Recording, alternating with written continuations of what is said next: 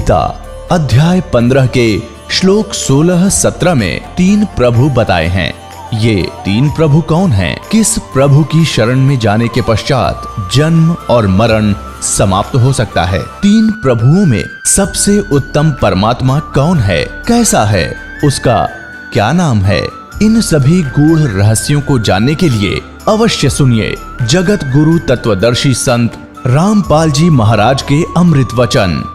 नमस्कार दर्शकों, इस पृथ्वी पर जन्मे सभी संत, महंत और महापुरुषों ने इस संसार को दुखों का घर बताया है। वास्तव में तो जब से हम सभी आत्माएं पूर्ण परमेश्वर से बिछड़े हैं, तभी से ही हम दुख, दर्द, कष्ट का सामना कर रहे हैं। करनाल हरियाणा के रहने वाले राजेश जी भी उन्हीं दुखी लोगों में से एक थे। भगवान को खुश करने और दुखों से निजात पाने के लिए इन्होंने देवी देवताओं से लेकर पितरों तक की पूजा अर्चना की, परंतु नशे की लत और दुखों से मुक्ति नहीं मिल पाई और हालात गंभीर बनते चले गए। लेकिन कहते हैं ना, आत्मा का सच्चा साथी केवल परमात्मा ही होता है। जब से इन्हें पूर्ण परमेश्वर की शरण प्राप्त हुई है, तब से इनके जीवन में चमत्कारिक रूप से परिवर्तन आए हैं। आप भी आश्चर्यचकित हो जाएंगे कि जब से इनकी आत्मा को परमात्मा पाने का सही मार्ग मिला है, तब से इनकी जिंदगी से दुखों का सिलसिला खत्म हो गया है। इन्होंने आर्थिक तंगी, नशे की लत और विभिन्न प्रकार के रोगों से मुक्ति पाई है। दर्शकों, आपको बता दें कि ये अद्वितीय लाभ परमेश्वर स्वरूप तत्वदर्शी संत रामपाल जी महाराज जी की अपार कृपा का अद्भुत चमत्कार है। आज उनके द्वारा प्राप्त सतभक्ति से लाखों लोग बुराइयां छोड़ सुखमय जीवन यापन कर रहे हैं। राजेश जी की ये प्रेरक कहानी भी उन परिवारों के लिए गजब उदाहरण है जो नशे की लत के कारण बर्बाद हो चुके हैं। चलिए अब आपको सुनाते हैं हरियाणा के राजेश जी का साक्षात्कार, पूर्ण संत द्वारा प्राप्त सतभक्ति का चमत्कार। नमस्कार सर। नमस्कार जी। सर क्या नाम है आपका? जी राजेश दास। राजेश जी, आप कहाँ के रहने वाले हैं? जी मेरा गांव कोयर माजरा है और जिला करनाल है जी। सर, संत रामपाल जी महाराज से आपने नाम दीक्षा कब ली? मैंने संत रामपाल जी महाराज से नाम दीक्षा 2018 फरवरी में ली जी। सर, संत रामपाल जी महाराज से नाम दीक्षा लेने से पहले क्या आप कोई भक्ति साधना भी करते थे? हाँ जी, भक्ति सारी करे थे जी। देवी पूज्य थे, पितर पूज्य थे, बालाजी भी गए जी, हरिद्वार भी गए। जड़ा कोई कह देता उठी भगजन थे जी, इतने हालात माड़े थे। हरियाणा में जितने सियाणे हैं कोई नहीं छोड़ा जी। कुलक्षेत्र के, नीलोखेड़ी के और नुंगा जींद कानी स्पिद्दों तक गए जी।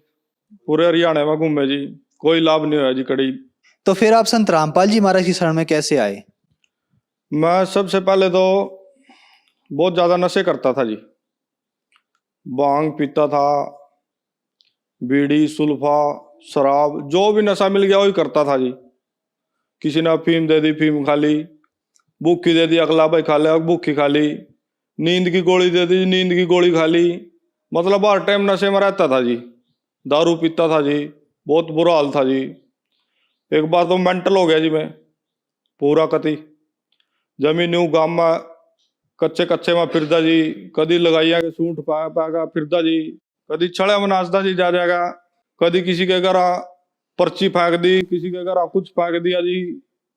जुत्ती पाली हाथा में, पारा में, बुरा हाल जी। न्यू फिरे करता जी मैं। फिर जमी दुखी हो लिया जी, घर के भी दुखी हो लिए जी। घर में नहीं बढ़न देवा जी, लठ मारा जी। कौन बढ़न देवा जी, मेंटल आदमी घर में कोई नहीं बढ़न देवा। जमी दुखी हो लिया जी। फिर मेरी पत्नी थी जी जो, वह भी छोड़ कर चली गई जी। इतने बुरे हालात हो गए। फिर पता नहीं परमात्मा की के लीला हुई जी, थोड़ी रात सी मिली, घर में आना जाना होया। उधर मेरे ससुर जी हैं जो, उन्होंने संत रामपाल जी महाराज जी से नाम दीक्षा ले रखी थी। तो वो आए जी एक दिन, उन्होंने समझाया मेरे को, सारी बात समझाई, गुरु जी के बारे में बताया, गुरु जी का ज्ञान बताया। पर उस टाइम तो कुछ नहीं समझ में आवे था, दारू पिए करते जी, बुरा हाल था। पर फिर भी मैं धक्के था, मैंने उरा लिया जी कुलक्षेत्र। अब चल तो नाम दुआ कर लाओगे तना। और मैं शर्त मार का आया था जी, मगा था मना नाम दुआओ। और मैं इतना कमीन आदमी, मैंने बोलिया जी के आओ संत रामपाल जी महाराज के कर लेगा हो, लाता मना लेगा चलो। और मैं शर्त मार कर जाऊं, मैं आका दारू पीऊंगा, तब मना नाम दुआओ। ऐसे में संत रामपाल जी महाराज की शरण में आया जी। वे मना ले आए जी, कहने लगे तो चाल एक बार पी लिए तो दारू पी लिया का, कोई बात नहीं तो चाल एक बार। ऐसे फिर मैंने पूरा नामदान पाया जी, नामदान लिया जी। सर, संत रामपाल जी महाराज से नाम दीक्षा लेने के बाद क्या आपको कोई लाभ भी प्राप्त हुए? नामदान लेने के बाद फिर गाँव में गया जी। उस दिन के बाद मैंने दारू नहीं पी जी। ऐसा चमत्कार होया जी परमात्मा का। लाभ बहुत हो जी। सबसे पहला तो लाभ ही हुआ, मैं मेंटल था जी बड़ा तकड़ा। गांव का पूरे मेंटल था जी। मेरे गांव में जाकर किसी ने पूछ लिया कि राजेश मेंटल, इब तो न्यू का सारे भगत जी, तो भगत बन गया भाई। यानी किसी ने पूछ लिया भाई राजेश मेंटल था भाई, पूरा मेंटल होया फिर तो सारे गांव में फिरे करता, न्यू फिरे करता। अरे इब तो कुछ नहीं करता जी, कोई बिल्कुल स्वस्थ है, कोई दिक्कत नहीं। अच्छा लाभ, दूसरा लाभ मेरा पथरी थी जी पेट में, 7.5 mm की पथरी थी जी। 2-3 थी जी, एक नहीं आधी, 2-3 थी। मैंने अल्ट्रासाउंड कराए, डॉक्टर पर गया। डॉक्टर बोले भाई चाहे ऑपरेशन करा ले, कुछ करा ले, या तो नहीं लिकट जाएगी भाई, फिर हो जाएगी। दवाई भी खाई जी देसी, जिसने जड़ता कह दिया और तो दवाई खाई जी। मेरा मतलब आए महीना दर्द हो रहा था जी। एक हफ्ता में काम पर नहीं जाऊँ था, एक हफ्ता पूरा दर्द रह रहा था जी। चाहे मैं टिक्के लगवाऊँ, चाहे मैं गोली खाऊं, चाहे कुछ करूँ जी, मेरा दर्द नहीं बंद हुआ था जी एक हफ्ते था पहला। फिर संत रामपाल जी महाराज जी का नाम लेने के बाद मेरा बोर्ड का दर्द नहीं हुआ जी, ना वो पथरी रही जी, केबरा कड़ा गई जी, मना नहीं बेरा लगा उसका, कड़ा गई जी वहाँ। तीसरा जी मेरे कोठे ऐसे थे जी, एक कोठा था जी मेरा कमरा घर का रहने का, जिसमें रह कर दे, उसी में ही बनाए कर दे जी, उसी में खाए कर दे, सारा ही सामान उसी में था। मतलब एक पैर धरने की जगह नहीं थी जी। अच्छा वो टुपके करता जी, ऊपर तक कट्टे बांध बांध का काम चला रखा था। ये परमात्मा ने ऐसी दया करी जी, लंटर वाले मकान बनवा दिए, बढ़िया फर्श लगा दिया जी, सारे काम एसी फैसी टिच पिच करवा रखा सारा काम जी। मेरा लड़का जी रोहित, उसका दौरा पड़े करता जी, दौरा पड़े करता तो वो बंद हो गया जी। रामपाल जी महाराज जी का नाम लेने के बाद वो बिल्कुल बंद हो गया जी। और आज बिल्कुल काम है, सोना काम चल रहा है जी, बढ़िया। बल्कि मैं सरकारी ठेकेदारी का लाइसेंस बनवा लिया जी मैंने, परमात्मा की पूरी दया हो रही जी। सर, पहले आप सभी देवी देवताओं की पूजा करते थे, लेकिन फिर भी आप दुखी थे। लेकिन आपने संत रामपाल जी महाराज से नाम दीक्षा ली, आपका सारा नशा छूट गया और आपकी जो मानसिक टेंशन थी वो भी ठीक हो गई। तो संत रामपाल जी महाराज ऐसी कौन सी भक्ति बताते हैं कि सभी देवी देवताओं के जाने के पास भी आप ठीक नहीं हुए, लेकिन संत रामपाल जी महाराज के पास आने के बाद आप ठीक हो गए?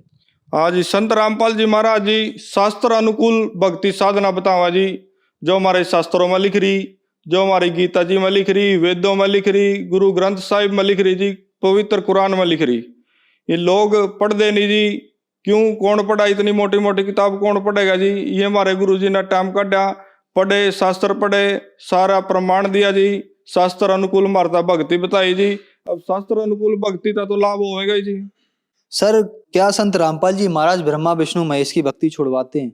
ना जी, संत रामपाल जी महाराज ब्रह्मा विष्णु में इसकी कोई भक्ति नहीं छटवाते, बस उनको पूजने का सही तरीका बताते हैं, जो हमारे शास्त्रों में, जो हमारी गीता जी में लिखा हुआ है जी।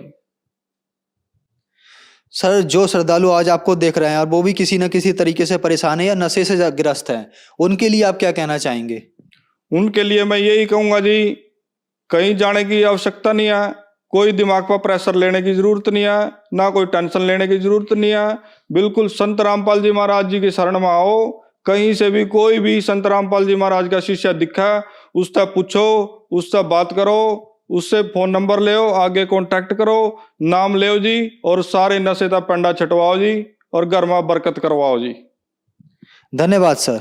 धन्यवाद जी। अब जगत गुरु तत्वदर्शी संत रामपाल जी महाराज जी के सत्संग के माध्यम से उस अद्वितीय आध्यात्मिक ज्ञान के बारे में जानते हैं, जिसके माध्यम से आप भी प्राप्त कर सकते हैं ऐसे आध्यात्मिक, मानसिक और भौतिक सुख जो अभी तक आपने सिर्फ मीराबाई, ध्रुव, प्रहलाद जैसे कुछ ही भक्तों की जीवन कथा में सुने होंगे। अब सुनिए तत्वदर्शी संत के संग शास्त्र अनुकूल भक्ति सत्संग, ऐसा अद्वितीय आध्यात्मिक ज्ञान जिसका है सर्वधर्मों के पवित्र शास्त्रों में प्रमाण। परम पिता परमात्मा पूर्ण ब्रह्म, सारी सृष्टि के रचनहार, कुल मालिक कबीर देव जी, कबीर साहिब जी ने, कबीर परमेश्वर जी ने हम सभी के ऊपर एक विशेष रजा की है। पुण्यात्माओं, हमें वो मार्ग बता दिया हमें वो भगवान बता दिया, वो मार्ग बता दिया, वो ज्ञान बता दिया, जिसकी खोज में मनुष्य युगों से लगा हुआ है। हम परमात्मा के गुण तो सही सुना करते थे कि परमात्मा ये सुख देते हैं, अंधे को आंख देते हैं, कोढ़ी को काया उसकी स्वस्थ कर देते हैं, बांझ को भी पुत्र दे सकते हैं। परमात्मा सर्व कष्ट हरण और सर्व सुखदाता है।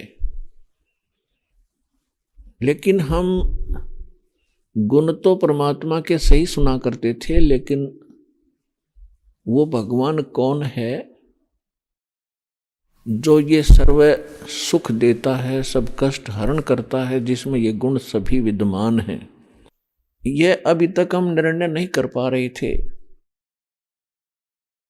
और जिस कारण से हम किसी भी देव को वो कंप्लीट गॉड मान बैठते थे, पूर्ण परमात्मा मान लेते थे और उसी के समक्ष अपनी अर्जी लगाते रहते थे, परमात्मा मुझे ये सुख दे, मुझे ये सुख दे, मुझे ये दे। कोई इत्तेफाक से अपने पूर्व जन्म के संस्कार से कोई लाभ हो जाता था तो हम उसका क्रेडिट, उसका श्रेय उसी देव को दे देते थे जिसको हम इष्ट मान कर पूज रहे थे। और उसकी पूजा करते करते फिर हम अन्य ढेर सारे संकटों को झेलते रहते थे। फिर वो कभी भी दिमाग में, माइंड में नहीं आता था कि जिस देव को हम समर्थ मानकर पूज रहे हैं, पहले तो कोई लाभ हो गया था और अब क्यों नहीं हो रहा। तो ये हमारी बुद्धि से बाहर की बात थी। तो ठीक इसी प्रकार इस अध्यात्म मार्ग के अंदर गुरु होते हैं, गुरुओं की आवश्यकता पड़ती है।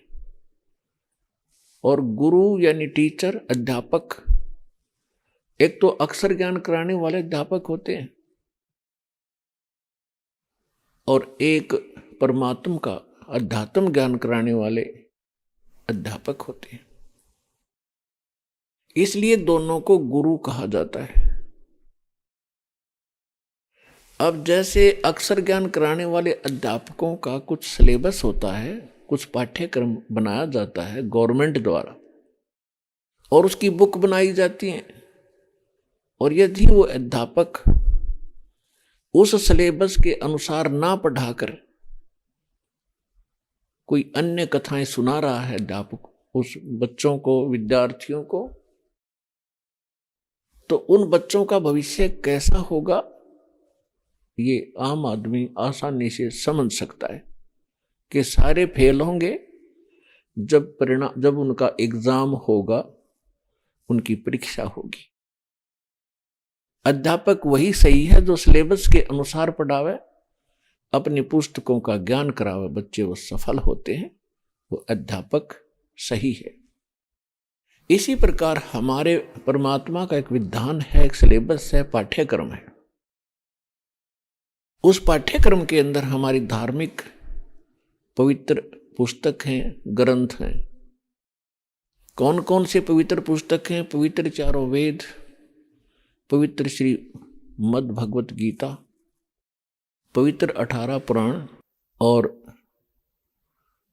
पवित्र कुरान शरीफ, पवित्र बाइबल, पवित्र गुरु ग्रंथ साहिब। ये हमारे परमात्मा का विधान है, परमात्मा की जानकारी है इसके अंदर। और जो वर्तमान में जितने संत हैं जो ज्ञान दे रहे हैं वो भी टीचर हैं, परमात्मा की जानकारी बता रहे हैं। यदि उन अध्यापकों का, आध्यात्मिक अध्यापकों का, उनका अपना अनुभव, अपने विचार हमारे इन पवित्र सदग्रंथों से मेल नहीं खाते हैं, तो उनका ज्ञान अकॉर्डिंग टू शास्त्र नहीं है, शास्त्र अनुसार नहीं है।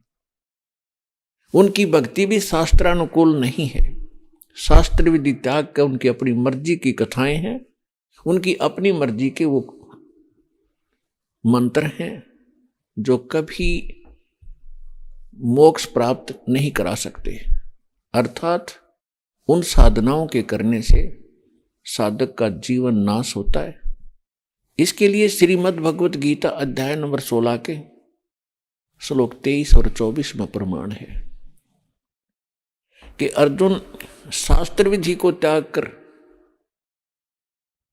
जो मनमाना आचरण करते हैं, मनमानी पूजाएं करते हैं, मनमाने साधनाएं मंत्र जाप करते हैं, उनको न तो कोई सुख हो सकता है, न तो उनको कोई सुख होगा और न ही उनकी गति होगी, मोक्ष नहीं होगा, और न ही उनकी कोई सिद्धि प्राप्त हो सकती।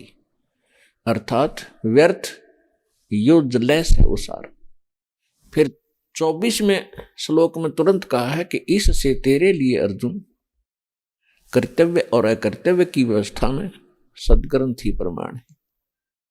इन्हीं को आधार मानकर अपनी साधना, अपना जो भक्ति कर्म, इसके आधार से करना, कर्तव्य और अकर्तव्य की व्यवस्था में ये सद्ग्रंथ ही प्रमाण है। किसी की दंत कथा पे, किसी के लोकवेद पर विश्वास मत करना।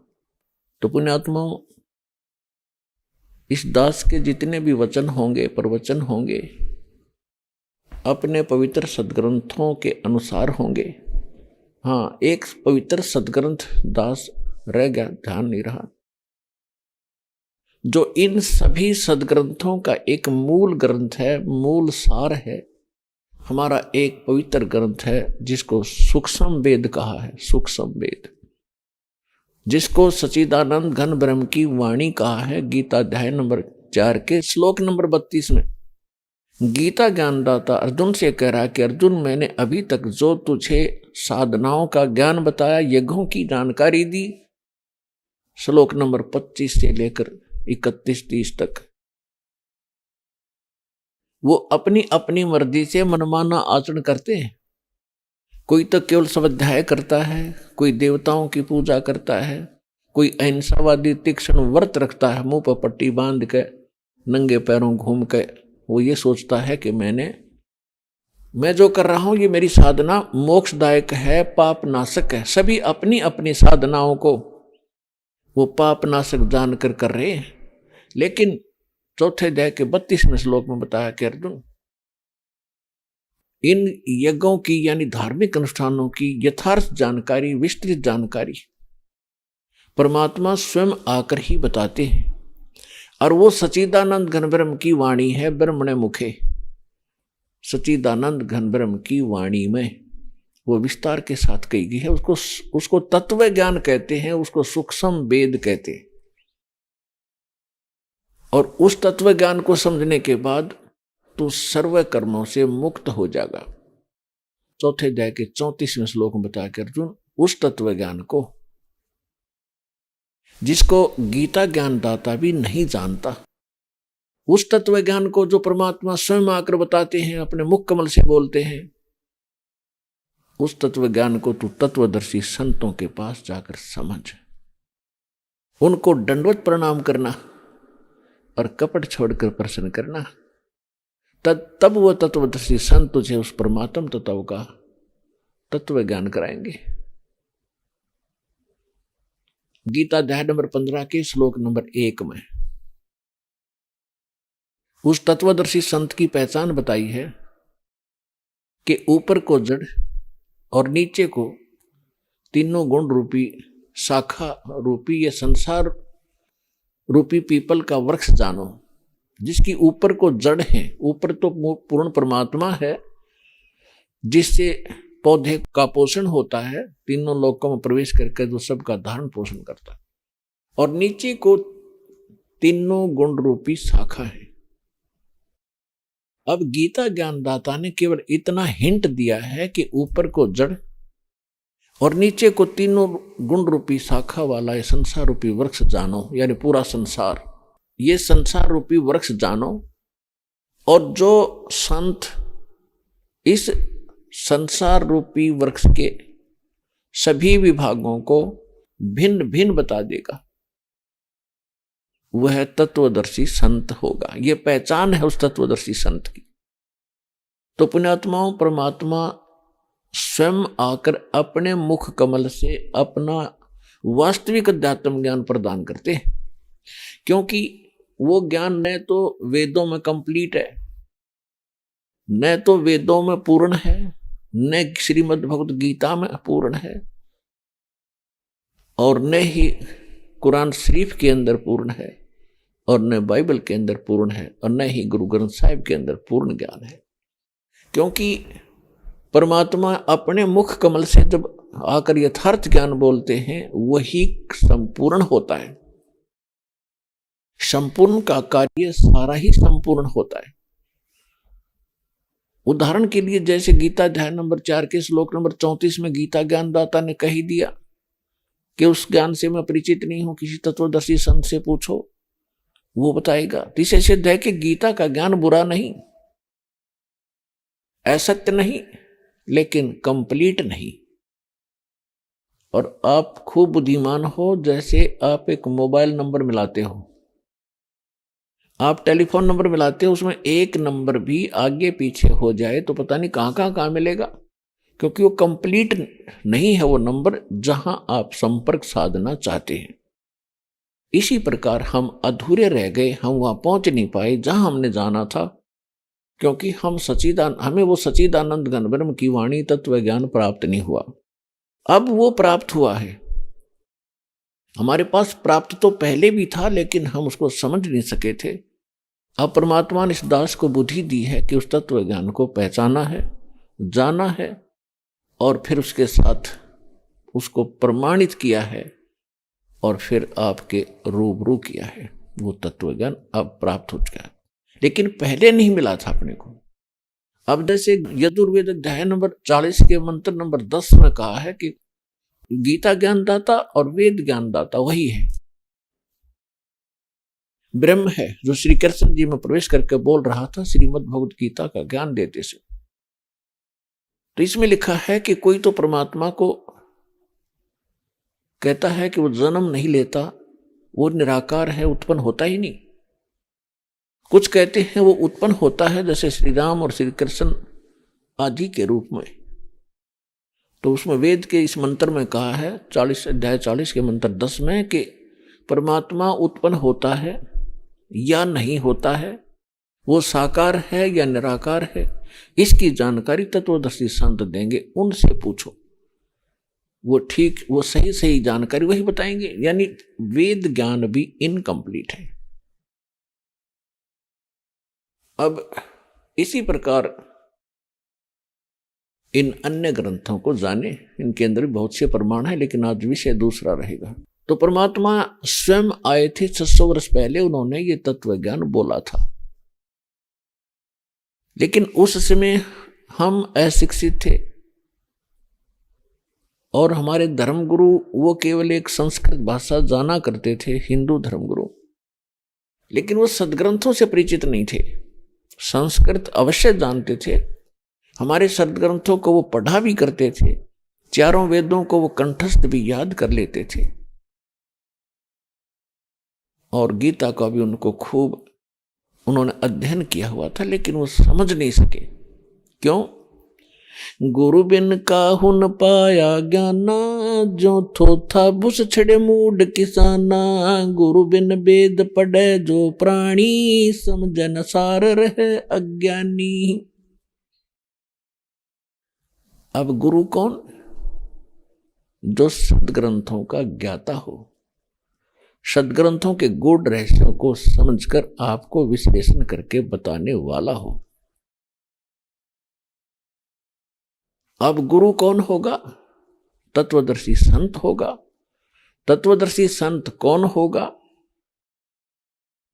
जो गीता अध्याय नंबर 15 के श्लोक नंबर 1 में वर्णन किया है कि उल्टे लटके हुए संसार रूपी वृक्ष के सभी विभाग जो बता देगा, स वेदविद, वह तत्वदर्शी संत है, वह वेद के तात्पर्य को जानने वाला है। आज से 600 वर्ष पहले परमात्मा स्वयं आए थे, और वो स्वयं आकर के अपनी महिमा का ज्ञान आप अपने आप ही बताते हैं, अपने आप को छुपाकर। ये सभी वेद प्रमाणित करते हैं। आपको बहुत बार वेदों में के रूबरू भी किया है कि देखो इस वेद में ऐसा लिखा है, इस वेद में ऐसा लिखा है, इस वेद में ऐसा लिखा है कि वो परमात्मा ऊपर रहता है सतलोक के अंदर, और वहां से गति करके आता। वहां भी शरीर है, मनुष्य सदृश है, राजा के समान, देखने में राजा के समान विराजमान है, तख्त पर यानी सिंहासन पर बैठा है। वहां से गति करके आता है, यहां पर अच्छी आत्माओं को मिलता है, और उन अच्छी आत्माओं, नेक आत्माओं, दृढ़ भक्तों को अध्यात्म ज्ञान उनको प्राप्त कराता है। फिर वो संत भी उस परमात्मा से प्राप्त उस ज्ञान का आगे प्रचार करते हैं, और परमात्मा भी स्वयं करते हैं। तो 600 वर्ष पहले परमात्मा ने आकर के स्वयं बताया था।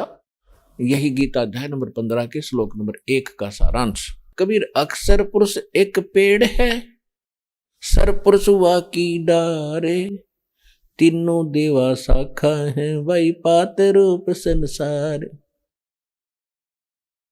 अक्षर पुरुष एक पेड़ है, सर पुरुष ज्योति निरंजन, ये काल, ये एक मोटी डार है उसकी, और ये तीनों देवा, तीनों देवता, रजगुण ब्रह्मा, सतगुण विष्णु, तमगुण शिव जी, ये इसकी शाखाएं हैं। और हम पात रूप संसार। और मूल कौन है? वो जड़ कौन है? वो परम अक्षर ब्रह्म स्वयं है। तो पुण्यात्माओं, गुरु बिन काहू न पाया ज्ञाना, जो थोथा भूसड़े मूड किसाना। गुरु बिन वेद पढ़े जो प्राणी, और समझे नहीं सार रहे अज्ञानी। आज तक के जितने भी अपने धर्म गुरु हैं, आप उनके व्याख्यान से खूब परिचित हो, उनके ज्ञान से भी परिचित हो, उनके द्वारा दिए जाने वाले भक्ति साधना के मंत्रों से भी आप खूब परिचित हो। वो कौन सी कैसी कथा सुनाया करते थे, वो किसको भगवान बताया करते थे, और किस मंत्र के जाप करने का वो आदेश दिया करते थे। आज इस तत्व ज्ञान की रोशनी से आपको पता चलेगा वो कैसे विद्वान थे, कैसा उनका ज्ञान था, और कैसा उनके द्वारा दिया गया वो मंत्र, उसके जाप से उस आपको क्या लाभ होना था। तो प्रसंग चल रहा है कि परमात्मा स्वयं आकर ज्ञान सुनाते हैं अपनी प्यारी आत्माओं को, और हम यहां कष्ट पे कष्ट उठा रहे। हमने इसको फाइनल विधान मान लिया कि मरना और जीना, रोग कष्ट, संतान उत्पत्ति, इसका पालन पोषण करो, अपना फर्ज पूरा हुआ, मृत्यु को प्राप्त हो जाओ। फिर क्या होगा? फिर किसी ने देखा देखी जाएगी। तो ये भूल क्यों पड़ी? क्योंकि हम परमात्मा के इस ज्ञान से और अध्यात्म ज्ञान से, विधान से अपरिचित हो गए। और इसका कारण रहा यह ज्ञानी संत, ऋषि, महर्षि, मंडलेश्वर, आचार्य और शंकराचार्य। इनको खुद नहीं ज्ञान हम क्या बता रहे हैं। और लगभग 10 वर्ष से, 10-15 वर्ष से तो ओपनली समाचार पत्रों से, पुस्तक के माध्यम से, चैनलों के माध्यम से इनको कह रहा है कि आप गलत दिशा दे रहे हो, स्वयं भी भ्रमित हो। महापुरुषों, कुछ सोचो इसके ऊपर। मत डुबाओ परमात्मा के बच्चों को, अनमोल जीवन का नाश ना करो। कुछ आंख खोल लो। जो समझदार थे उन्होंने अपना ज्ञान तो समझ लिया कि सचमुच हम गलत बता रहे हैं, चुप बैठ गए। लेकिन ये भी उनकी कमजोरी है कि वो ये नहीं कह पा रहे हैं अपने भक्तों को, अपने शिष्यों को कि हमारा ज्ञान ठीक नहीं है बच्चों, आप भी चलो, हम भी चलते हैं, और वहां जाकर उपदेश लेकर कल्याण करेंगे। वो तो हम महापुरुष। और जिनको ये पता लग गया है कि सचमुच हमारा ज्ञान भी गलत है, हमारी भक्ति भी शास्त्र विरुद्ध है, और वो फिर भी आगे नहीं आ रहे हैं, तो उसके विषय में परमेश्वर ने बताया है कि जानबूझ साची तजय और करे झूठ तने, ताकि संगत है प्रभु सौपन में बिना दे। ऐसा दुष्ट इंसान, इसे अनमोल जीवन का पता लग गया कितना कीमती है और इसका समाधान तेरे पास है नहीं, आप भी डूबे और लाखों को डुबोने की वो तैयारी कर रहा है, वो महादुष्ट इंसान है, वो शैतान है, वो संत तो छोड़ इंसान भी नहीं है। जब तक हमें ज्ञान नहीं था तो हम सारे भ्रमित थे, हम भी किसी देव का या किसी अन्य साधना का आश्रय लिए बैठे थे। जिस दिन से पता चला हमने उसी दिन से उसको तुरंत त्याग दिया। हम गलत रास्ते जा रहे हैं और कोई भद्र पुरुष हमें रास्ते में बता देता है कि आपका रास्ता ये ठीक नहीं, जहां उद्देश्य लेकर आप जा रहे हो।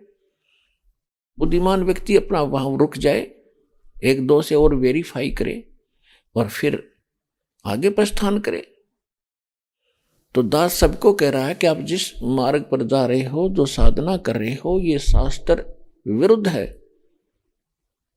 आपको बहुत हानि उठानी पड़ेगी। दास का उद्देश्य किसी की निंदा करके कोई अपना स्वार्थ सिद्ध करना नहीं है, लेकिन आप उस परम पिता के बच्चे हो जो आपके लिए भटक रहे हैं, युगों युगों में आ रहे हैं। आप इतनी गहरी नींद में सो गए, अज्ञान में इतने रंगे गए हो कि आप भगवान पहचान ना भूल गए।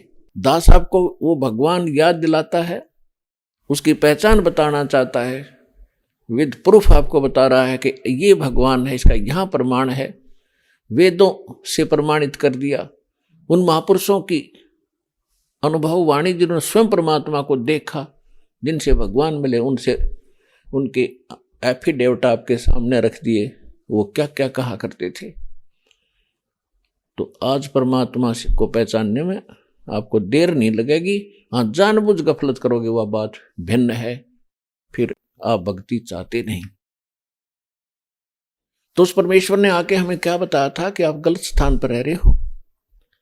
जिसको जरा सा सुख हो जाता है भगवान भूल जाते हो, और जब आपके ऊपर कष्ट के कहर टूट रहे हैं तो फिर आप भगवान भगवान करते भटक रहे होते। इसलिए परमात्मा कहते हैं,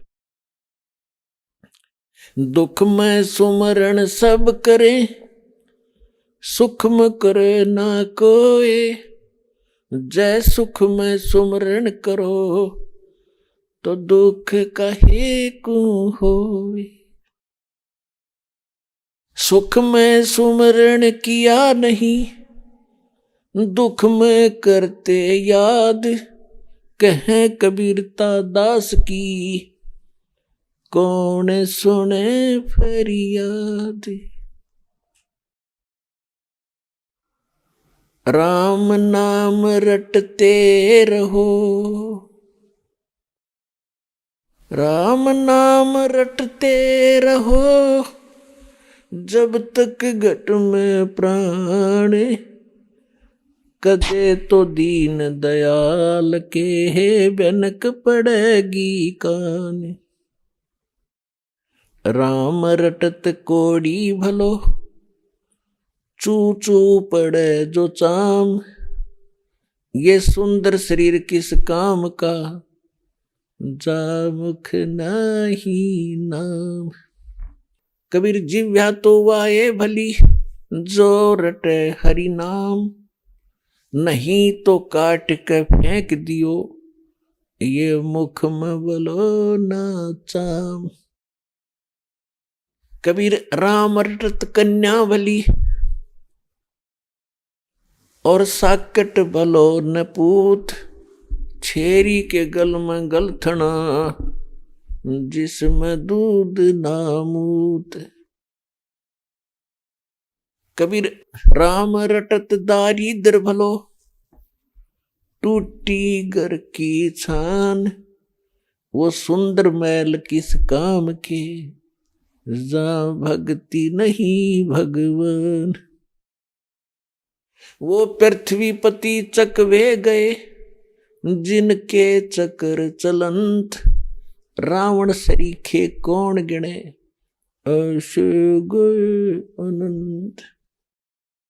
ये काया तेरी है नहीं, माया कहाँ से हो, चरण कमल में ध्यान रखो, इन दोनों को खो। काया तेरी है नहीं, ये माया कहां से हो। उद्यम करे और नाम जपे, मनुष्य कर्म है दो। परमात्मा कहते हैं भक्ति बिना क्या होत है, ये भरम रहा संसार, रति कंचन पाया नहीं, भाई रावण चलती बार। पुण्यात्माओं, आप बिल्कुल नादान बालक हो, चाहे किसी देश का कोई राष्ट्रपति भी क्यों ना है, और चाहे कोई कितना धनवान है, कितना ही उच्च पद प्राप्त है, चाहे मंत्री, प्रधानमंत्री, मुख्यमंत्री या बड़ा सेठ है, यदि वो सत भक्ति नहीं करता है तो कति बालक बुद्धि का व्यक्ति है, उसने अपना मनुष्य जीवन नाश कर लिया। क्या बताते हैं परमात्मा अपने विधान के अंदर स्वयं बताते हैं, अगम निगम को खोज ले, भाई बुद्धि विवेक विचार, उदय अस्त का राज मिले, तो बिन नाम बेगार। ओए होए बच्चों, आज तक आपने ये राम ने रावण मार दिया, पांडवों ने कौरव मार दिए, इस तरह की कथाएं सुनी है, आपने अध्यात्म ज्ञान नहीं सुना, जिस कारण से भगवान का डर निकल गया और जिस कारण से हम सभी रिश्वतखोर हो गए, मिलावट करने लग गए, अपने स्वार्थों से ना जाने के जुल्म कर डाला इंसान। क्यों? क्योंकि भगवान का डर समाप्त हुआ, और जो इंसान की आवश्यकताएं होती हैं वो हमने विस्तार घनी कर ली, वो घनी बढ़ा ली। बड़ी कोठी हो, उसमें एक लंबी कार हो, नौकर हो, आगे लान हो, 5-4 प्लाट ले रखे हो, और बैंक बैलेंस हो गनाए। ये हमारी सबकी ये इच्छा है, ये हमारी भूल है। सबसे बड़ी भूल यही है इंसान की कि बड़ी कोठी बना लूं, कई प्लाट ले लूं और घना दर जोड़ दूं, और ये जोड़ते जोड़ते मृत्यु हो जा, फिर कहाँ घूम रहा होगा। कुछ आगे का ध्यान कर, इस जीवन के आगे भी कुछ और है, वो आपको पता नहीं तो संत बताते हैं, भगवान आकर बताते हैं, उन पर विश्वास करो, आगे फिर क्या होगा आपके साथ। इसके लिए परमात्मा हमें स्वयं आकर बताते हैं कि अगम निगम को खोज ले, कुछ बुद्धि विवेक विचार, और उदय अस्त का यानी पूरी पृथ्वी का राज्य भी आपको प्राप्त हो, जहां से सूर्य उदय होता है, जहां अस्त होता है, वहां तक यानी पूरी पृथ्वी पर आपका शासन हो। यदि आप भक्ति नहीं करते हो तो केवल बेगार कर रहे हो।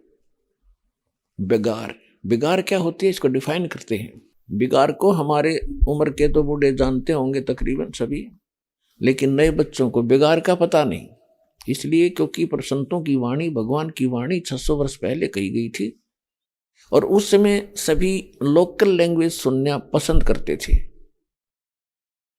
बेगार का अर्थ होता था, जैसे पहले समय में क्या होता था, इन पुलिस वालों के पास कोई व्हीकल नहीं होता था, अपना जीप वगैरह नहीं होती थी, तो ये क्या करते थे, जो कोई अपने किराए पर भाड़े पर गाड़ियां चलाते थे, तो उस समय ये बड़े बड़े 3 व्हीलर से चले थे। और हमारे गांव से एक और कस्बा सा है, वहां तक वो प्रतिदिन 2 वही ऐसे 3 व्हीलर थे, वो चला करते थे। उनमें से एक नहीं आया एक दिन, दूसरे ने उससे पूछा कि, और भी यात्रियों ने पूछा कि कल क्यों नहीं आए, क्या बात, खैर तो है तेरी? उसने कहा कि खैर तो क्या बताऊं, कल मैं बेगार में फंस गया था।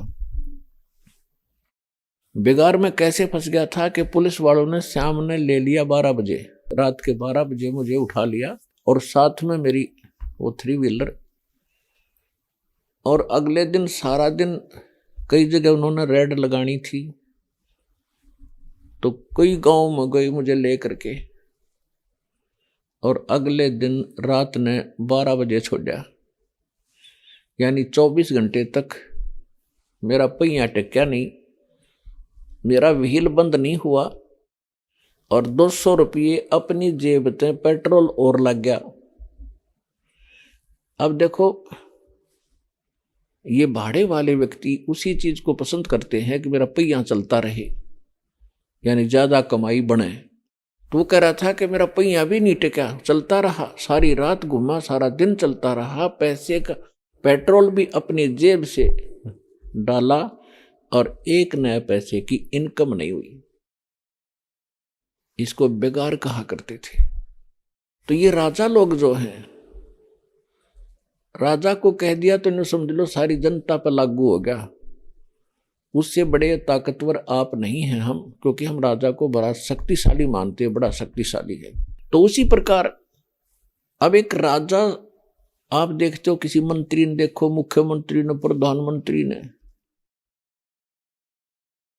आप देखते हो वहां मीटिंग की है, वहां जलसा किया है, वहां मीटिंग अटेंड की है, फिर वहां पब्लिक मीटिंग में बैठे हैं, सारा दिन चलते रहते हैं, और वो कितनी गति दिखाई देती है, उसकी कितनी स्पीड है, दिन रात अपना कार्य में व्यस्त रहता है।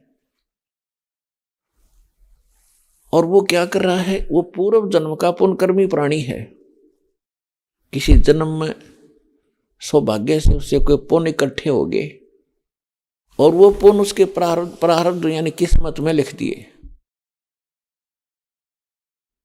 और अब वो केवल अपने पल्ले पे पेट्रोल डाल रहा है, यानी अपनी पुण्य कमाई को खर्च कर रहा है, और 1 मिनट की फुर्सत नहीं, खूब सैर सपट्टे करता और बड़ी दूर दूर घूमता नजर आता, चहल पहल उसके आगे पीछे पता नहीं कितनी रौनक होती है।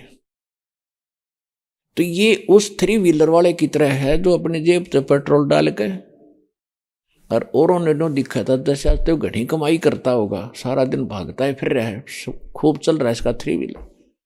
तो वो कर रहा था बेगार। तो एक पूरी पृथ्वी के राजा को, ये छोटे मोटे टुकड़ों के मंत्री मुख्यमंत्रियों का तो जिक्र छोड़ दो, पूरी पृथ्वी का शासक भी यदि भक्ति नहीं करता तो बिन नाम बेगार। जो बेगार कर रहा है, अपना जीवन बेकार कर रहा है, अनमोल जीवन का नाश करके जो पल्ला झाड़ के जागा। पर कबीर साहब कहते हैं, कहे कबीर अंत की बारी, जैसे हाथ झाड़ के चला जुआरी। हरा हुआ जुए में जुआरी जैसे हाथ मलता हुआ जाया करे, टक्कर मारता है, ऐसे ये प्राणी जो भक्ति नहीं करता, चाहे राजा भी क्यों ना हो। फिर आपके लिए तो सिंपल सी बात है, हम फिर कौन से खाते में रह गए। यानी सभी प्राणियों के लिए उदाहरण दे दिया दाता ने कि भक्ति बिना ठिकाना नहीं है। आगे गए ना बावड़े रहते भी सब जाही, बिन साहेब की बंदगी कहीं ठोर ठिकाना नहीं। आगे गए ना बावड़े, जो पहले मृत्यु को प्राप्त हो गए, उन्होंने तो आकर हमें बताया नहीं हमारे साथ क्या बना कि बीती, हम कितने दुखी हुए या सुखी हुए। और जो शेष बचेंगे भी सभी जाएंगे। पिछला देख लो इतिहास, ऐसे ऐसे बलशाली, ऐसे ऐसे शासक उद्मस्ता रहा करते थे। आज कहीं वो कुत्ते बनकर खाज लग रही होगी उनको। खाक जीवन है ये, क्या यही काम है इस इंसान का? सारा भटक के कुत्ते की तरह टूक के लिए 6 जगह धक्के खा के एक पेट ही भरने का उद्देश्य इस मनुष्य जीवन का नहीं। इस अनमोल शरीर से एक अनमोल काम ही करना है। उसका अभी तक तो पता चला नहीं था, हम कर भी रहे थे। कठिन से कठिन साधना इस मनुष्य ने की है। राज्य भी त्याग दिया, घर भी त्याग दिया, जंगल में भूखा प्यासा रहकर साधनाएं भी की, लेकिन परमात्मा नहीं मिला। क्योंकि गण के साथ काट के गणते हैं, अर्जेंटी नहीं कट सकती। उसके काटने का तरीका न्यारा होता है। वो सारे हथियार हो तो मिनट में काटी जा सकती है।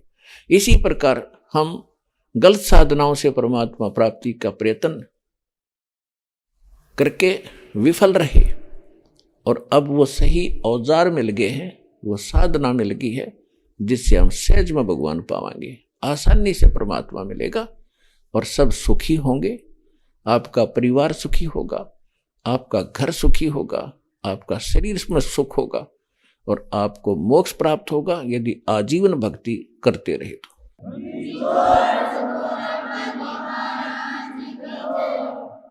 अपने आत्मा परमात्मा ने आके हमें ज्ञान दिया है कि तुम यहां के रहने वाले नहीं हो। अंसा देश सुदेश का यो पड़ा कुदेशा आए, और जिनका चारा मोतियां वो घोग्यों क्यों पतियाए। अब परमात्मा क्या बताते हैं कि हे प्यारी आत्मा, तू हंस था, हंस, लेकिन आप अपनी सतीथि को भूल कर, अपने कर्म को भूल कर आप गलत देश में आ गए, और इस गलत देश में आकर आप गलत काम करने लग गए। अंसा देश सुदेश का यू पड़ा कुदेशा आए, जिनका चारा मोतियों वो घोग्यों क्यों पतियाए। हंस, हंस किसे कहते हैं? एक पक्षी जिसके अंदर एक गुण है कि दूध और पानी को भिन्न भिन्न कर लेता है। परमात्मा ने उसको ऐसी एक शक्ति दी है, एक गिलास दूध एक गिलास जल मिलाकर रख दो, चोंच डबोते ही दूध अलग हो जाएगा, जल अलग हो जाएगा। दूध को पी लेगा, दूध जल को छोड़ देता है। तो कहते हैं कोई भी साधना आप करो, हंस जैसे बनो, उसके दूध और पानी छान लो कि इस काम से हमें क्या हानि है, इससे क्या लाभ है, ये जो क्रिया मैं कर रहा हूं इसका उद्देश्य क्या है, इससे मुझे मिलेगा क्या, बुराई जो कर रहा हूं इनको त्याग दे। फिर कहते हैं दूसरा हंस में गुण है कि वो एक ही सरोवर पर होते हैं। बुगला भी हंस जैसा ही होता है, सेम टू सेम पक्षी। बुगला खाता मछलियां खाता है, घोग्गे कीड़े खाता है, शंखले खाता है, और हंस केवल मोती खाता है। उन घोग्यों के, उन कीड़ों का मुंह नहीं लगाता, मछली नहीं खाता। ये पहचान होती है। तो यहां परमात्मा बता रहे हैं कि हंसा देश सुदेश का अच्छे देश में रहा करता था, सतलोक में, जहां मृत्यु नहीं थी, जहां कोई रोग कष्ट नहीं था, जहां पर वृद्ध अवस्था नहीं थी, वहां उस लोक में कोई अभाव नहीं किसी वस्तु का। ऐसा ही आपका परिवार वहां बनेगा जैसा आपका यहां जुगाड़ जुड़ गया। अगर सारे भक्ति करोगे तो ये जो कहता हूं आप सारे के सारे, अब सत भक्ति है, अब वो प्राइम टाइम है, परमात्मा का निर्धारित समय है, सभी भक्ति करेंगे, सही नाम मिल गया है, सभी पार होगे। कि भगवान का आदेश है इसलिए करोगे, तुम सभी करना पड़ेगा आपको। ऐसे सर्कमस्टांस बनाएगा परमात्मा, ऐसा ज्ञान देगा आपको, नफरत हो जाएगी इस माया से जिसके ऊपर सारा जीवन खो देते हो, 2 नंबर का काम करके अपने कर्म बिगाड़ते हो। ये जहर दिखाई देगा आपको, विष दिखाई देगा एक तरह, ये याद रखना। तो परमेश्वर ने आके बताया है कि वो लोक है जहां से तुम आगे गलती करके, बच्चे गलती कर देते हैं, माता पिता फिर भी पीछे फिरा करते हैं। उनको मालूम है कि अब तो इसने इतनी गलती की कि ये कष्ट उठाया, आगे और घना होगा इसको यदि नहीं सुधरेगा तो हमें सुधारने के लिए ये ज्ञान देने परमात्मा आते हैं कि आप यहाँ के रहने वाले नहीं हो।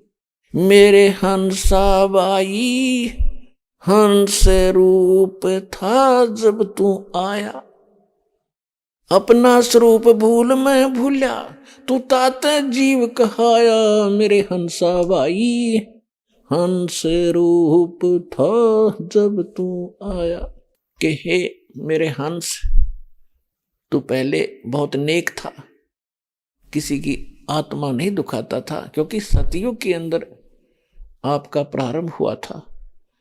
आज भी सतयुग के अंदर ऐसी ही आत्माओं का जन्म होता है जो नेक होती है, किसी को दुखी नहीं कर सकते, भूखे रह जाएंगे, किसी को सता नहीं सकते। अभी आपने सुने जगत गुरु तत्वदर्शी संत रामपाल जी महाराज के मंगलमय सत्संग प्रवचन। आइए अब सुनते हैं उन भक्तों के अनुभव जिन्होंने संत रामपाल जी महाराज के प्रमाणित ज्ञान से प्रभावित होकर नाम दीक्षा लेकर अनेकों लाभ प्राप्त किए। दर्शकों, माया नगरी नाम से मशहूर मुंबई शहर में रहने वाले बिरले ही लोग होते हैं जो आध्यात्मिकता की तरफ रुझान रखते हों और simple living and high thinking वाली सोच रखते हों। आज हम आपको ऐसी ही एक युवा लड़की की भक्ति सफर की कहानी से रूबरू करवाने जा रहे हैं। मिलिए मुंबई की रहने वाली भक्ति गुप्ता जी से। बहुत अचंभे की बात है कि भक्ति जी माया नगरी में रहने के बावजूद एक ऐसे संत की विचारधारा से प्रभावित होती हैं जो शास्त्रों में छुपे गूढ़ रहस्यों को उजागर कर रहे हैं। विश्व के सबसे बड़े समाज सुधारक तत्वदर्शी संत रामपाल जी महाराज जी के विचारों पर चलकर आज यह सर्व बुराइयों से दूर है। साथ ही इनके साथ अद्भुत चमत्कार भी हुए हैं, जैसे पिताजी की डायबिटीज ठीक हुई, माताजी की थायराइड समस्या दूर हुई और संत जी की कृपा से फ्रैक्चर वाले हाथ से भी भक्ति जी ने आराम से परीक्षा पास कर 85% हासिल किए हैं। अब आप स्वयं सुनिए भक्ति के शब्दों में उनकी ये भक्तिमय आत्मकथा। बहन जी नमस्कार। सच साहब, क्या नाम है जी आपका? मेरा नाम भक्ति गुप्ता है। कहाँ से आए हैं आप? मैं मुंबई महाराष्ट्र से आई हूँ। संत रामपाल जी महाराज से नाम दीक्षा क्यों लिया आपने? संत रामपाल जी महाराज से हमें ये पता चला कि वो शास्त्र अनुकूल भक्ति कराते हैं और एकदम शास्त्रों के नियमों के आधार पर हमें पूरे प्रमाण दिखाकर भक्ति कराते हैं। इसलिए हमने संत रामपाल जी महाराज से प्रार्थना की और उनसे ही नाम दीक्षा ली। ऐसा आपको संत रामपाल जी महाराज ने क्या बताया कि आपको लगा कि आज तक शास्त्रों में छुपे हुए गूढ़ रहस्य आज तक किसी भी संत ने आपको नहीं बताए? संत रामपाल जी महाराज ने हमें शास्त्रानुकूल भक्ति बताई। उनने बताया कि गीता में प्रमाण दिया हुआ है कि भगवान जो है ब्रह्मा विष्णु महेश ये सारे साकार है, इनका भी जन्म और मृत्यु होते हैं। बाकी सब धर्मगुरुओं ने हमें ये सब बारे में नहीं बताया था। उनने ये भी हमें बताया कि हमें व्रत उपवास ये सब नहीं करने चाहिए। और जैसे कि सब धर्मगुरु है वो हमें कहते थे कि हमें उपवास रखने चाहिए, हमें श्राद्ध निकालना चाहिए, और वही सब चीज़ें हमें प्रमाण के साथ गीता जी में बताई संत रामपाल जी महाराज ने कि ये सब करने से हमें कोई मोक्ष प्राप्ति नहीं होगी या कोई सत्मार्ग नहीं मिलेगा। तो संत रामपाल जी महाराज ने आप लोगों को जो भक्ति साधना बताई, तो उस भक्ति से आप लोगों को कोई लाभ मिला? हाँ, लाभ तो बहुत सारे हुए हैं जिनकी हम गिनती नहीं कर सकते, पर सबसे बड़े लाभ ये हुआ है कि मेरे पापा जी हैं जिनको डायबिटीज़ बहुत ज़्यादा ही रहती थी, कि 500 से नीचे उतरने वाली डायबिटीज़ आज एकदम नॉर्मल है, जो कि सिर्फ संत गुरु रामपाल जी महाराज की वजह से हुई है, उनसे प्रार्थना करने से हुई है। और मेरी मॉम, उनको थायराइड की प्रॉब्लम थी, जो उनके पैर की नस उस वजह से दब गई थी, और उन सद्गुरु रामपाल जी महाराज से प्रार्थना करने के बाद हमें उस प्रॉब्लम से भी छुटकारा मिला। मेरी मॉम एकदम क्योर हो गई हैं, उनके पैर की नस जैसी थी वैसी बिल्कुल हो गई है, एकदम ठीक हो गई बिल्कुल। बाद में डॉक्टर के पास एक्सरे करा के देने के बाद डॉक्टर खुद शॉक्ड हो गए कि नहीं, आज भी ऐसा हो सकता है कि कोई गुरु जी के कहने से या संत रामपाल जी महाराज से प्रार्थना करने से आज भी ये सब क्योर हो रहे हैं। और मेरी सबसे बड़ी प्रॉब्लम ये हुई थी कि मेरी 10th की बोर्ड एग्ज़ाम्स में मेरे राइट हैंड जो है जिससे मैं सारे पेपर्स लिखती हूँ, वो मेरा हाथ फ्रैक्चर हो चुका था, बिल्कुल लिखने की कंडीशन में नहीं था। मैं एकदम तब रोने जैसी हो गई थी, मैं अपने कष्ट बता नहीं पा रही थी किसी को कि इतना पेन हो रहा था, मैं पेपर लिखने की हालत में नहीं थी। और दूसरे दिन ही मेरे बोर्ड एग्ज़ाम्स के स्टार्टिंग पेपर स्टार्ट था। मैंने गुरुजी से प्रार्थना की, संत रामपाल जी महाराज से अरदास की कि गुरुजी मैं अब कैसे लिखूंगी पेपर। मैंने उनको प्रार्थना भेजी, तब संत रामपाल जी महाराज ने मुझे कहा कि नहीं बेटा, तू लिखेगी, मालिक दया करेंगे। दूसरे दिन मैं पेपर लिखने गई और तभी मुझे दूसरे दिन ऐसा फील हुआ कि नहीं, मेरे हाथ में तो कुछ लगी ही नहीं है। मैं बिल्कुल आराम से पेपर लिख रही थी, जिस स्पीड से मैं नॉर्मल हाथ से लिखती थी उसी स्पीड से मैं अपने टूटे हुए हाथ से लिख रही थी। मुझे खुद को यकीन नहीं हो रहा था, पर फिर भी मैंने सबसे पहले पेपर कंप्लीट किया और आज भी मुझे बोर्ड्स में 85% आए हैं और पूरे महाराष्ट्र में जो टॉप कॉलेज है उस कॉलेज में एडमिशन मिला है, तो मेरे लिए बहुत बड़ी बात है। भक्ति जी, एक बात बताइए हमको, आप माया नगरी नाम से मशहूर मुंबई शहर में रहते हैं। वही संत रामपाल जी महाराज के कुछ नियम हैं, जो उनसे नाम दीक्षा लेता है उनको किसी भी प्रकार का नाच गाना नहीं करना होता है, गाने नहीं सुनने होते हैं। संत रामपाल जी महाराज जी कहते हैं कि जो मेरे भगत होंगे वो अश्लील गाने नहीं सुनेंगे, शराब नहीं पिएंगे, उसको हाथ तक नहीं लगाएंगे, जुआ नहीं खेलेंगे, दहेज नहीं लेंगे। इतने सारे नियम संत रामपाल जी महाराज जी अपने शिष्यों को बताते हैं। क्या आप मुंबई जैसे शहर में रहते हुए इन सभी नियमों का पालन कर पाते हैं? जी हाँ, पहले हमसे भी ये सब नहीं हो पाते थे, पर सद्गुरु रामपाल जी महाराज के शरण में आने के बाद अंदर से ही वो जिज्ञासा, प्रेम जाग उठता है दूसरों के प्रति, और बाद में हम सोचते हैं कि नहीं, ये सब गलत है, और वाकई में ये सब छुड़वाकर वो सबका लोक कल्याण कर रहे हैं। तो संत रामपाल जी महाराज हमें कुछ ऐसी चीज़ नहीं बताते जो हमारे लिए गलत हो, या फिर जिससे हमें आगे कुछ पाप का फेस करना हो। हमें जो भी बताते हैं वो सत्य बताते हैं और पूरे प्रमाण के साथ बताते हैं। आपका नाम ही भक्ति है और हम भक्ति से रिलेटेड ही आपसे प्रश्न पूछते हैं।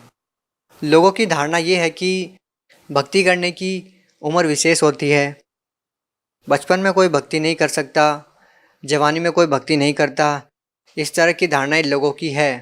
आप लोग इस एज में संत रामपाल जी महाराज द्वारा दी गई भक्ति कर रहे हैं, आप उन लोगों को क्या कहना चाहेंगे जो लोग ये कहते हैं कि बचपन में या युवा अवस्था में भक्ति नहीं होती है, भक्ति करने की एक विशेष अवस्था होती है? आप उन लोगों को क्या कहना चाहेंगे?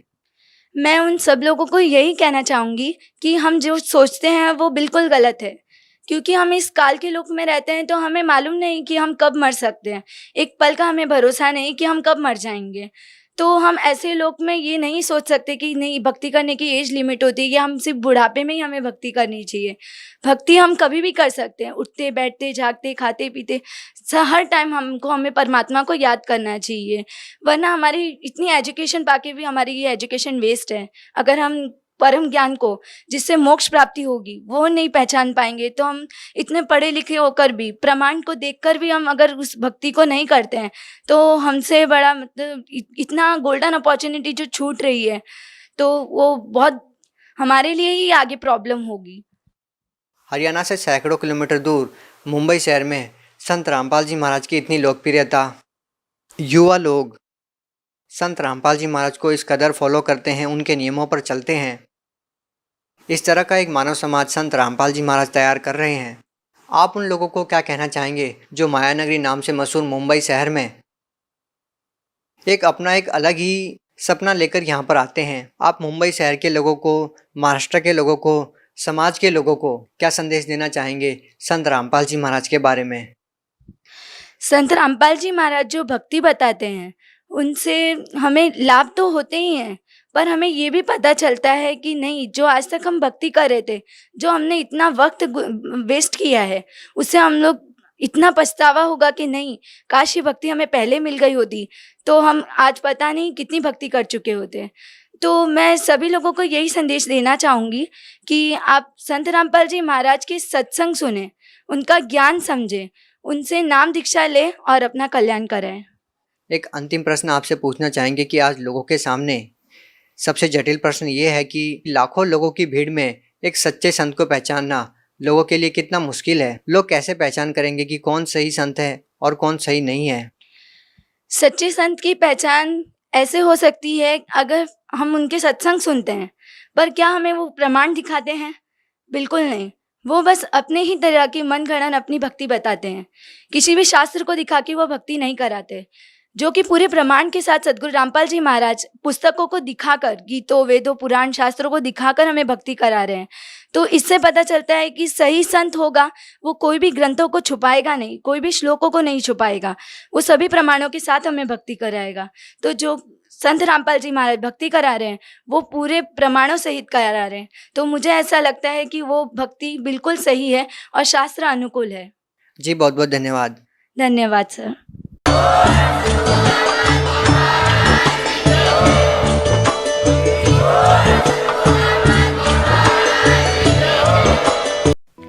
आप सुन रहे थे जगत गुरु तत्वदर्शी संत रामपाल जी महाराज के मंगल प्रवचन। अधिक जानकारी के लिए संपर्क करें